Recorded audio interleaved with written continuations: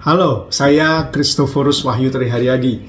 Saya dulu dibaptis 1 bulan setelah saya dilahirkan. Kalau temoyu. Wali baptis saya Pak Parijo sama Bu Yuli.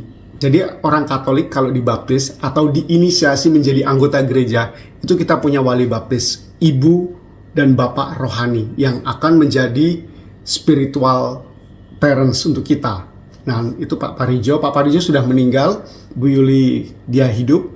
Kalau orang tua saya semua sudah meninggal. Tapi saya merasa memang sebagai orang Katolik yang mendidik saya bukan hanya bapak dan ibu saya. Bapak dan ibu saya yang mendidik saya memang. Bapak mengajari bagaimana kita punya attitude, terlibat dalam gereja. Ibu juga memperhatikan studi kami, juga selalu mendorong supaya kami berdoa, ya, perhatian kepada adik-adik. Tetapi kita punya tokoh-tokoh lain yang hidup bersama kami. Misalnya Pak Parijo itu sungguh kelihatan dia sebagai seorang awam yang punya peran dalam hidup berjemaat, yang menjadi pemimpin, menginspirasi anggotanya, warganya untuk memperjuangkan hidup ekonomi. Lalu juga saya lihat Pak Lasio, ya, Pak Lasio itu seorang guru tetapi juga tekun dalam pengajaran kepada kami anak-anak, mengajari kami agama. Saya bertemu dengan Pak Marianto, dia begitu luar biasa melakukan pelayanan untuk jemaat khususnya di pemerintahan, ya.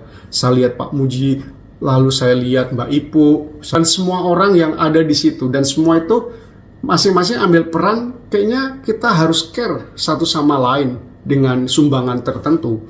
Karena itulah jemaat itu dibentuk, dan dengan karunia-nya masing-masing, mereka itu melakukan sesuatu yang memperkaya anggota. Tetap ada respect, ya, tetap ada penghormatan kepada mereka semua, dan kita bisa menempatkan mereka pada posisinya. Dan di luar itu, kita tahu mereka saudara-saudara kita dalam Kristus. Jadi kalau jadi orang Katolik, memang yang saya alami adalah bagaimana setiap orang bertumbuh, berkembang, dan kemudian membagikan karisma-karisma yang ia punya untuk jemaatnya. Dan disitulah yang membuat kami, komunitas kecil di Buaya Abung, orang-orang Katolik di sana, itu kuat, kokoh. Mereka saling mengisi satu sama lain supaya jemaat bisa hidup. Itulah panggilan persekutuan yang saya lihat pada waktu itu, di mana setiap anggota turut serta, berperan serta, supaya akhirnya mereka anggota-anggota di situ berkembang dengan pikiran tentang perekonomian, tentang kemasyarakatan, juga tentang bagaimana berpartisipasi dalam gereja, dari yang muda, yang tua, ya, semuanya punya peran di sana. Dan itu keren banget. Saya bangga sebagai orang Katolik.